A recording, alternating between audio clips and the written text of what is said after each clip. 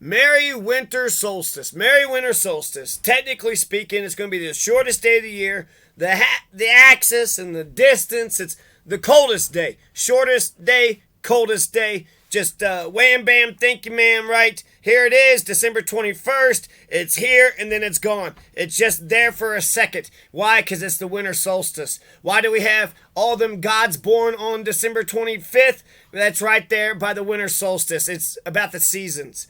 Every year you got the, life and death cycle of the 4 seasons.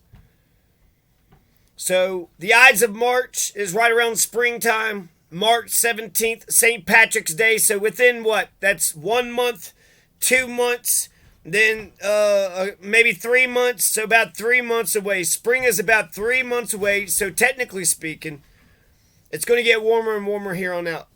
Technically speaking, it's the coldest day of the year on the winter solstice. I'm recording this on the 19th. The 21st is the winter solstice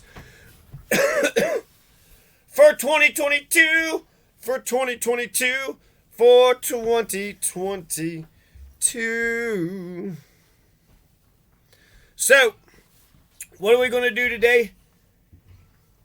In the beginning, in Mother Africa, Northeast Africa, there were apes and monkeys and chimpanzees and bonobos, and then there was man, Africa man, and Africa woman. Africa man is the genesis of man. All of humankind originated in Africa. Nobody disputes this. Africa man is the genetic Adam. It's we actually have a real authentic Adam according to science, a genetic Adam. There's one man that has there's a Y chromosome, a man whose Y chromosome is carried by all the men alive today. So one man had all these people here today. We can trace it back to one. No, it's not Herschel Walker. Africa man's exodus out of Africa happened 50,000 years ago, just after Africa man began to learn language. Africa man start to talk, start to coordinate, and they said, let's get the hell out of here. So that's Genesis and Exodus. Genesis, Exodus, the dawn of man. We don't have a good chapter 1 when it comes to American history, when it comes to human history. We don't have a good chapter 1. Basically, it's like, okay, the American Revolution happened, and then that's and that's a good beginning chapter. But if all of human history began at 1776, what happened to all the shit that happened prior to that? So the two main points that I want to make is that 50,000 years ago, man broke out of Africa, and then 14,000 years ago, Africa man got to America. Those are the two main points. And why am I mentioning this? Because all this dumb fucking Bible talking and Jesus, and people waste so much fucking intelligence, so much creativity, and so much intelligence on literal bullshit. Fucking bullshit. We have a terrible chapter 1, and if you're going along with fucking bullshit, then you just don't know what the hell. Oh yeah, talking donkeys and talking snakes. Does a donkey talk to the snakes? How many donkeys has talked to you? Do you still talk to the donkeys and snakes? You should talk to the plants and animals, but don't tell me that they talk back to you, you piece of shit. By analyzing 7, and then Adam's going to live to be 950 years old. Yeah, 950 years young, and he doesn't look a day over 852. By analyzing 787 newly sequenced complete human genomes representing more than 280 diverse and understudied populations, 3 new studies, 2 of which receive NIH funding, now help to fill in some of those missing pages of our evolutionary history. The genomic evidence suggests that the earliest human inhabitants of Eurasia came from Africa and began to diverge genetically at least 50,000 years ago. While the new studies differ somewhat in their conclusions, the findings also lend support to the notion that our modern human ancestors dispersed out of Africa primarily in a single migratory event. If an earlier and ultimately failed voyage occurred, it left little trace in the genomes of people alive today. So I have, 50,000 years ago, Africa man breaks out of Africa, gets to Mesopotamia, goes to Europe, goes to India, then eventually gets to America. But there's a big gap right there, right? 50,000 years ago and 14,000 years ago. What happened in between those two? Now I have other things. Coolio was born in 1963. So Coolio, God, he was, a whole nother generation older than me. I like Coolio. So Africa man is the genetic Adam. Genetic Adam is the man whose Y chromosome is carried by all the men alive today. That comes from Before the Dawn, Wade, 2006. One wave of ancient human migrations out of Africa gave rise to all non-Africans alive today. 3 separate genetic studies conclude those human explorers left Africa about 50 to 72,000 years ago, mixed with Neanderthals, and spread across the world. Researchers report online September 21st in Nature, I guess the magazine or the corporation, Nature. The studies present data from genetically diverse and previously unrepresented populations. Together they offer a detailed picture of deep human history and may settle some long-standing debates, but there's still room to quibble. All non-Africans stem from one major founding population. The studies agree, but earlier human migrations are also recorded in present-day people's DNA. One study finds in a 4th study in the same issue of Nature. This one, focusing on ancient climate, also makes the case for an earlier exodus. Some suggest that humankind may have burst out of Africa perhaps 75,000 years ago, further than 50,000 years ago. So 125,000 years ago. I think it's 50,000, but some people, there could have been an earlier one. An international team says that humans could have arrived on the Arabian Peninsula as early as 125,000 years ago, and directly from Africa rather than via the Nile Valley in the Near East, as earlier thought. Researchers have reached the conclusion on the basis of stone tools uncovered in the Arabian Peninsula, which they say were made by modern humans 125,000 years ago. That implies modern humans first left Africa much earlier than thought.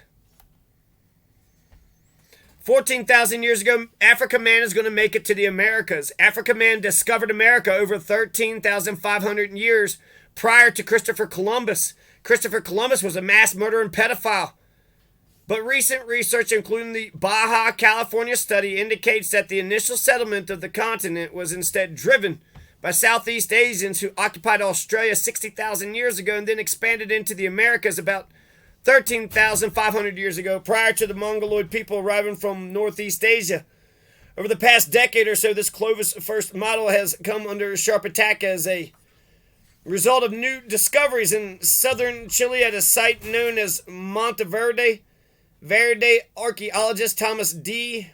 Dillahay, now at Vanderbilt University, and his colleagues found traces of early Americans who slept in hide-covered tents and dined on seafood and a wild variety of potato 14,600 years ago, long before the appearance of Clovis hunters. Intrigued by the findings, some scientists began looking for similar evidence in North America. They found it in Paisley, P-A-I-S-Lee, the 5 Mile Point Caves in Oregon, Kansas, Oregon, California, Oregon, Hawaii. For example, a team uncovered 14,400-year-old human feces flecked with seeds from desert parsley and other plants. Not the kinds of combustibles that advocates of the big game hunter scenario expected to find on the menu.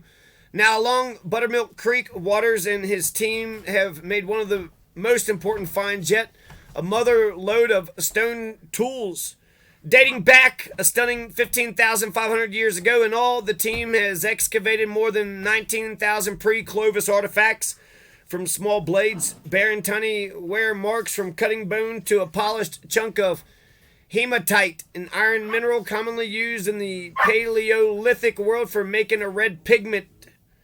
Publicly unveiled in the spring of 2011, the site has yielded more pre-Clovis tools than all other such sites combined, and Waters has spared no expense in dating each layer multiple times. It is easily the best evidence for pre-Clovis in North America, says Vance T. Holliday, an anthropologist and geoscientist at the University of Arizona. The long-haul migration undertaken by some of the first Americans can be seen in the common language Athabascan, shared by the people who settled in Alaska and northwestern Canada about 7,000 BC. And the Apaches and Navajos of the southwestern United States. The warming climate and topographical diversity of North America after the Ice Age contributed to the development of a wide variety of cultures and lifestyle among these. Wait a minute. What should these folks be called? In this view, maritime explorers voyaged by boat out of Beringia. The ancient land now partially submerged under the water. This is all just reiterating 14,000 years ago, around 14,000 years ago, Africa man got to America. Now, you may say, well, it's not Africa man, it was brown man, and that might be true. Could have been Asian man, brown man, could have been a whole bunch of... But man, and since man came out of Africa and all man is Africa, Africa man got to America. There's also that Lucia. Lucia is a skeleton, a skull. That's a black skull that dates, about 14,000 or, around that, 13, 14, 12,000, 15, something. Long ass time ago.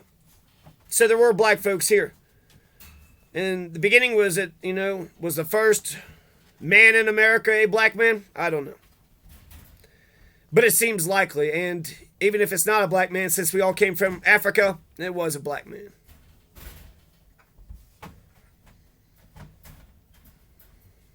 $16,000 years ago, quickly moved down the Pacific coast, reaching Chile by at least 14,500 years ago.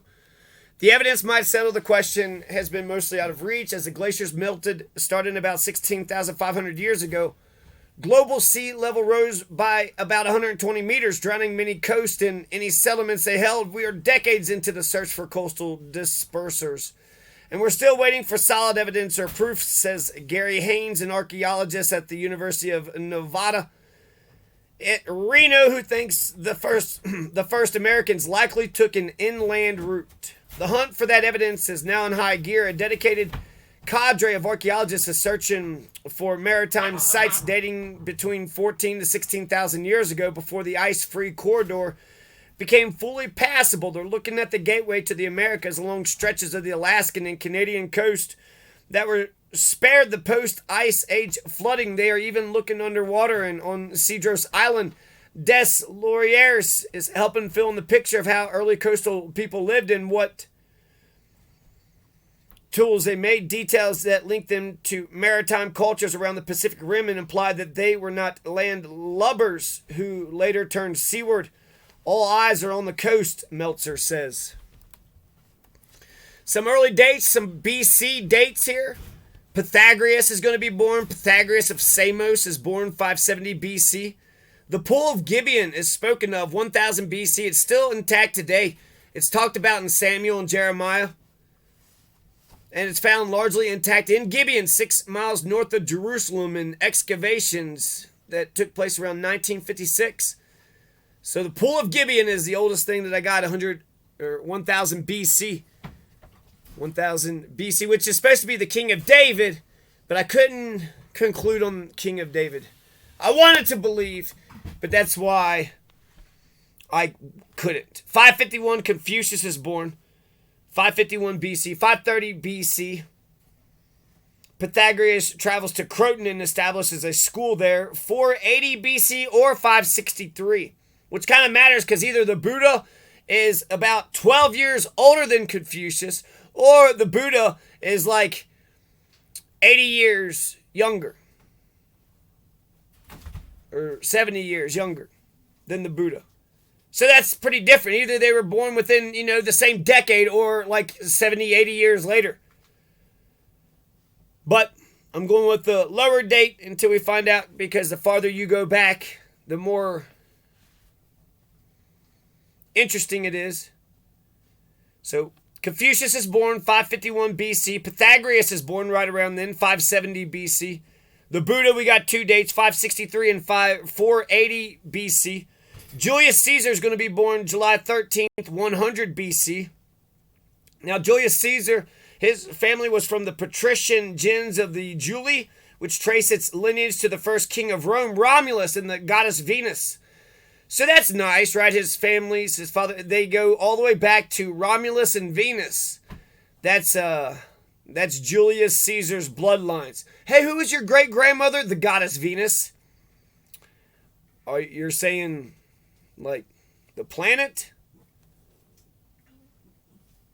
His parents were Gaius Caesar and Aurelia, daughter of Lucius Aurelius Cotta. Caesar was related by marriage to Marius, who supported the Populares and opposed Sulla and supported the Optimates. 44 BC, you have Caesar. The conspirators had claimed they feared Caesar was aiming to become king. He was going to become a tyrant, so they killed him.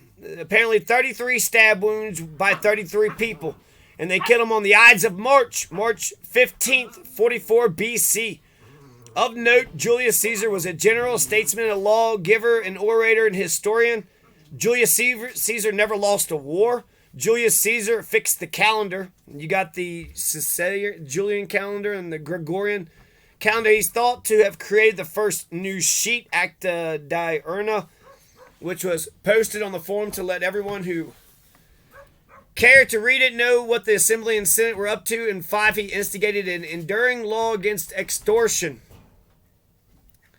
So 44 BC, Caesar's going to get stabbed to death, and then there's going to be a civil war, and then Augustus Caesar's going to be victorious. And here are the dates of the first 5 Roman emperors. Augustus Caesar, he's going to rule from 27 BC to 14 AD. Tiberius, the Emperor Tiberius, is going to rule the Roman Empire from 17 AD to 37 AD. So 27 BC, 14 AD, Tiberius 17 AD to 37 AD, that's 20 years. Caligula 37 AD to 41 AD, that's 4 years. Claudius 41 AD to 54 AD, that's 31 years. And then Nero 54 AD to 68 AD, he 14 years. I only know about him fiddling, but he was the damn emperor for 14 fucking years. Now why am I pointing out this? I don't know about the historicity of any of the damn Bible. I wanted to believe in the David story because I like David v. Goliath, but I can't, the Moses and Abraham and the beginning Genesis just lies so fucking much. It's just too hard to believe any fucking thing else past Genesis. You lie for the first 11 chapters of Genesis. It's just a bunch of bullshit, a bunch of goddamn lies. So, was Jesus real? I don't know. I know that our AD and BC system circulates around Jesus, but I see some dates where it says Jesus was born in 4 BC. Before Christ, Jesus was born 4 years before Christ. How does that make sense? Jesus was born at 0. What the hell? I don't understand. So, yeah, I don't know about the historicity of Jesus, Moses, Abraham, and all the big characters, so the little characters ain't going to mean shit. Now, it could be historical fiction, but they mention Herod and Nebuchadnezzar, and they mention some historical, figures in the Bible. Augustus and Tiberius are mentioned, and I want to say Claudius probably too, Caligula. But these are the dates around Jesus' time. Augustus would have been the emperor when Jesus was born. Whether it was 0 or 4 BC, Augustus was the emperor. I know for sure there was a man named Augustus and Tiberius and Caligula. I know for sure that they were the emperor and that they, ruled over the fucking world. Like every goddamn emotion was probably, catered to. They were the emperor, so they were probably coddled, but at the same time they, had enormous power. So Augustus, Tiberius, Caligula, these would be the emperors around Jesus' time. He apparently died at 33, so Tiberius, really it should just be Augustus and Tiberius. Caligula's only in there for 4 years, so all these other guys had, plenty of time. Tiberius had 20 years to do his thing. Nero had 14 years. Claudius had 13 years, and Augustus, my God, he had all the time, 27 plus 14, 41 years. Augustus had all the time in the world to do whatever the hell he was. Caligula just had the 4 years, and then Tiberius 20, so I know that those dates are real and that those things had happened. And it's easy to look at history. You could do it through the decades, right? Through the 1960s, 1970s, or you could do it by presidents. And so I'm doing the same thing here with the Roman emperors. Most of the first 12 emperors of the Roman Empire fall into 2 dynasties. The 5 Julio-Claudians, 27 BCE to 68 CE. CE? That's past, including Augustus, Tiberius, Caligula, and Claudius and Nero. So the first 5 are called the Julio-Claudians, and then the next ones are called the 3 Flavians, 69 to 79 CE. And they would be the ones that sacked Jerusalem. Vespasian and Titus and Domitian. So Vespasian, Titus, and Domitian, they, for the 10 years, so they killed Jews. They killed a lot of Jewish people. The Jewish people had been getting persecuted for a long ass time. Others on the list provided to us by the Roman historian Gaius Suetonius Tranquillus, commonly known as Suetonius, 69 to 122 CE, include Julius, the last leader of the Roman Republic, who was not properly an emperor, although his predilections in that direction got him assassinated. And 3 leaders who were not around long enough to establish dynasties: Galba, Otho, and Vitellius, all of whom ruled briefly and died in the year of the 4 emperors, 69 CE. So a lot of Catholics and Christians are going to go to church right around Christmas time, and we're going to talk about Jesus being in a manger, lying in swaddling clothing. All that sounds like a bunch of bullshit to me. A bunch of wise men followed a star. Whenever there's a brand new star in the sky, we know that there's a new king. And so when there's a brand new star, the Magi followed the star. And guess what? Under the star was Jesus lying in a manger. Bullshit, bullshit, bullshit. None of that's fucking true. Adam didn't live to be 930. There's actually, I got some connections here with the gods. So let's just rattle off the rest of the dates here. 600 AD, Cahokia. So what I'm going to do with this is my dawn of man, and I'm going to, make it more precise. Every winter, just, kind of pay attention to chapter 1, the dawn of man. Look at the archaeology, look at all the evidence, and, maybe try to fill in more 50,000 years ago to 14,000. There's 30,000 years, 36,000 years of history that I don't know anything about. Now, when it comes to written history, we could go about 4,000 to 5,000 years back. I think 4,000 years, but I read somebody said 5,000, which I don't know. 4,000 definitely. So 600 AD, Cahokia, with the estimated population of 10 to 20,000 individuals, existed right there in Illinois. 10, 20, 40,000. That's like half the size of Pueblo. Where the hell did all those Native Americans go? At 600 AD, they were right there in the middle of Illinois. Philadelphia's population, 1780s grew to be about 40,000. So the population of Cahokia may have been larger than the contemporaneous London and Paris. They had more people in Cahokia than Paris and London at the time. One of the major problems that the large centers of Cahokia faced was a steady supply of food. A related problem was waste disposal for the dense population. And Cahokia is believed to have become unhealthy from polluted waterways and the unhealthy place to live. The town had to rely on social and political attractions to bring in a steady supply of new immigrants. Otherwise, the town's death rate would have caused it to be abandoned earlier. 1000 AD, Vikings from Scandinavia. They land in America. They try to establish a foothold. Scouted locations for IKEA or the Metrodome on what they called Vinland, modern-day Newfoundland, Canada, but even they were simply new kids on the ice block. 1454 AD, preparation of the Bible probably began soon after 1450. This is the Gutenberg printing press. We're going to print up a shit ton of Bibles, and they're worth a lot of today, but if you have a printing press and you can produce any book, mass printing, which book would you print? Well, Gutenberg picked the Bible, and I guess the English version of the Bible, right? And that's going to help the Protestant Revolution, because that's the whole idea of the Protestants. Catholics, they don't read the Bible, and they just listen to whatever the priest tells them, and the Protestants read the Bible for themselves, and they interpret the Bible for themselves, and they believe that they have the right to do that. Preparation of the Bible, so about 1454, Gutenberg made 3 significant changes. Let's see. The first precisely datable printing is Gutenberg's 31-line indulgence, which is known to already exist on October 22nd, 1454. So around the 1400s, I'm going to, every year, like I said, I'm going to make this more and more. So in the beginning, I'm going to try to, there's the truth. There's an objective truth.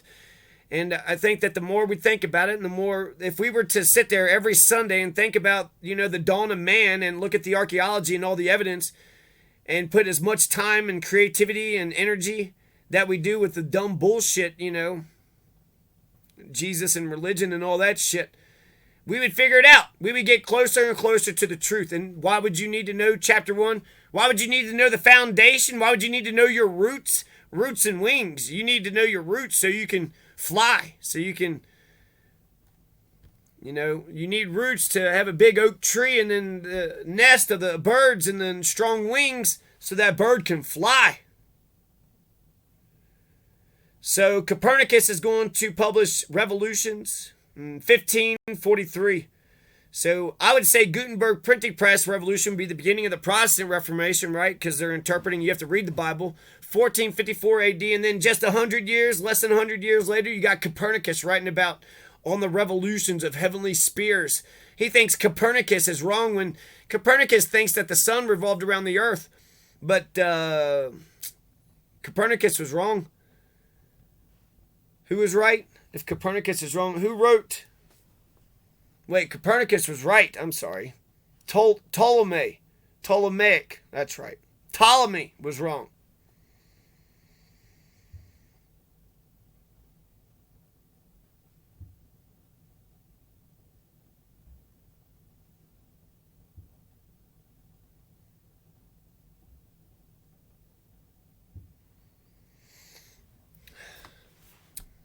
The earth revolves around the sun.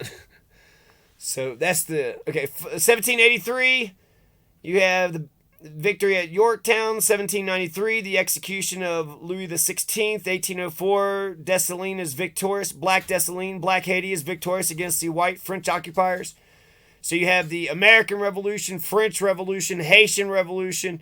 Then you have Robert E. Lee and the Confederacy surrendering in 1865. And then you have Johann Gripschover and Katharina Brueggemann coming to America in 1869, which is 13,850 years after Africa Man and Africa Woman got to America. March 4th, 1877, Emil Berliner invented the microphone. October 10th, 1908, William K. Vanderbilt II built the first highway on Long Island, New York City. June 1909, ex-sheriff Edward Ned Callahan was shot in Breathitt County, Kentucky in 11 months. 1901 to 02, 40 men were slain. Probably 100 Breathitt County officials were killed in that era of the past. Govan Smith had helped to kill a corrupt criminal sheriff who had innocent blood on his hands in Breathitt County. It's around 1900, but June 1909. April 30th, 1945, Adolf Hitler commits suicide.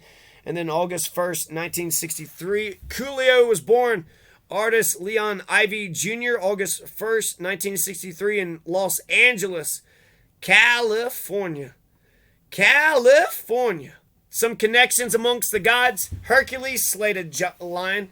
Samson slayed a lion. Hercules slayed a lion. The Helm of Troy. Helm of Troy was born of Zeus, the Roman god who lives on top of Mount Olympus. So Julius Caesar, his bloodlines goes all the way back to Romulus and Venus. So his great-great-grandmother was a god on top of Mount Olympus. Noah's flood was already written in the Epic of Gilgamesh. There's a talking donkey and the ass and the horse from Aesop's Fables, which is circa... When was Aesop born? That's something we need to know. Aesop, what you doing? You call me Sop? Because I'm Aesop. You got to put it together. What's up, Aesop? Aesop, what's crack-a-lackin'? Sac passe. Que pasa, mi amigo? Aesopo.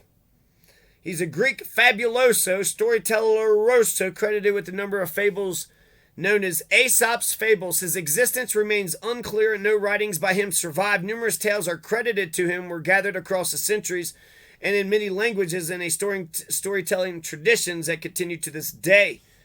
He wasn't even real? Are you kidding me? His life. The name of Aesop is as widely known as any that has come down from the Greco-Roman antiquity, yet it is far from certain whether a historical Aesop ever existed. We don't know if Jesus existed, and then even when I mentioned Confucius and Buddha, we don't know. There's like 80 different years, like either this year or that year. So Pythagoras, and then let's assume there was no person. There's Confucianism, and then there's Aesopism, and then there's the Pythagorean theorem is still, true today. So we need a Pythagoras, whether he was real, but he was definitely real, right? We know Pythagoras was real. The Buddha, Jesus, Aesop, apparently we don't know. The earliest Greek sources, including Aristotle, indicate Aesop was born around 620 BC in the Greek colony of Mesembria. Aristotle, a number of later writers from the Roman imperial period, including Phaedrus, adapted the fables into Latin, say he was born in Phrygia. The 3rd century poet Callimachus called him Aesop of Sardis, and the later writer Maximus of Tyre called him the sage of Lydia. From Aristotle and Herodotus, we learn that Aesop was a slave in Samos and that his masters were first a man called